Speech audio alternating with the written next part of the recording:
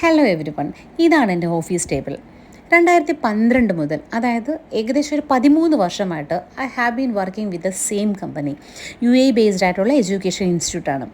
ഈ 13 വർഷത്തിലെ ലാസ്റ്റ് 2 ഇയറായിട്ട്, അതായത് ഞാൻ എൻ്റെ ഫ്ലാറ്റ് വാങ്ങിച്ചതിന് ശേഷമുള്ള 2 വർഷം ഞാൻ നാട്ടിലിരുന്ന് ഓൺലൈനായിട്ടാണ് എൻ്റെ ഡ്യൂട്ടി എല്ലാം ചെയ്യുന്നത്.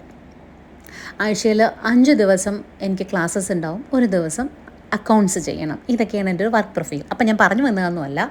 അപ്പോൾ ഒരു 1.5 മണിക്കൂറിൻ്റെ ഡിഫറൻസ് അവിടെയും ഇവിടെ ആയിട്ടുള്ള കാര്യം നമുക്കെല്ലാം അറിയാമല്ലോ അല്ലേ. അപ്പോൾ ഇത്തരം ലഞ്ചസ് എന്നെ ഒത്തിരി ഹെൽപ്പ് ചെയ്യാറുണ്ട്. വിശപ്പ് ഇങ്ങനെ കാളി നിൽക്കുന്ന സമയത്ത് അവിടെ ക്ലാസ്സസ് കൊടുമ്പിരി കൊള്ളുമായിരിക്കും. അത്തരം സന്ദർഭങ്ങളിൽ ഇത്തരമുള്ള ഈസി ലഞ്ചസ് എനിക്ക് ഉണ്ടാക്കാനും അതുപോലെ തന്നെ കഴിക്കാനും വളരെ ഈസിയാണ്. അധികം ബുദ്ധിമുട്ടൊന്നും ഇല്ലാണ്ട് നമുക്കിത് ഉണ്ടാക്കാം. ക്യാരറ്റും ബീൻസും കട്ട് ചെയ്തത്, ഇഞ്ചി, വെളുത്തുള്ളി, സവാള, ഒരു 5 കോഴിമുട്ട, 1 ഗ്ലാസ് അരിക്കാണ് കേട്ടോ ഇത്രയും സാധനങ്ങൾ വേണ്ടുന്നത്. ബട്ടർ ചൂടാക്കിയിട്ട് 4 മുട്ട ഇട്ടിട്ട് ഉപ്പും കുരുമുളകും ഇട്ടിട്ട് നന്നായിട്ട് സോട്ട് ചെയ്ത് മാറ്റുക. ആൻഡ് സെയിം പാനിലേക്ക് എഗെയിൻ കുറച്ച് ഓയിലും ബട്ടറും കൂടി ഇട്ടതിന് ശേഷം ഇഞ്ചിയും വെളുത്തുള്ളിയും പേസ്റ്റ് ആക്കിയതും സവാളയും കട്ട് ചെയ്തിരിക്കുന്ന വെജിറ്റബിൾസും ചെറുതായിട്ടൊന്ന് ഉപ്പും കൂടി ഇട്ടിട്ട് നന്നായിട്ടത് സോട്ട് ചെയ്യുക. ഇവിടെ റെഡി ആയിക്കോട്ടെ. നമുക്ക് റൈസ് ഫ്രഷായിട്ട് പ്രിപ്പയർ ചെയ്യാം.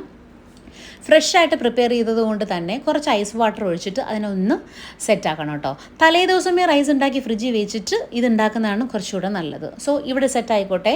നമ്മൾക്ക് വെജിറ്റബിൾസിലേക്ക് വരാം.